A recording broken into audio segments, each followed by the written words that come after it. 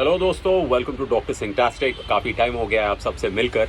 Today I want to talk about a very common problem and that is of the herniated disc और the slip disc जो हम कहते हैं। So the idea of making this video is to tell you what exercises you should avoid and what kind of exercises you should do in order to prevent this very deadly problem of the herniated disc or the slip disc. So the number one exercise that you should be careful about in order to prevent this herniated disc is the deadlift.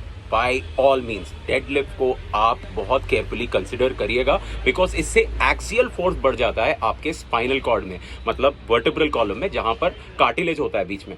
जब pressure बढ़ जाता है इसमें water content कम होता है और water content कम होने से बल्ज होने लगता है और बल्ज होने लगकर वो आगे जो स्पाइनल कॉर्ड है जहां उसके नर्व रूट्स है वहां पर प्रेशर पड़ता है and all along the nerve root you will feel the pain. Any exercise that will require you to bend forward will put tremendous pressure on your vertebral column और इससे bulge होने के chances बढ़ जाते हैं. What are these exercises? Number one is squatting, deadlift हो गया और सिटअप्स हो गए और सिट इट रोज हो गए. ये सारी एक्सरसाइजेस को थोड़ा सा आप प्रिवेंट करिए या अवॉइड करिए और maybe if you really have to do it, do fewer reps and less weights.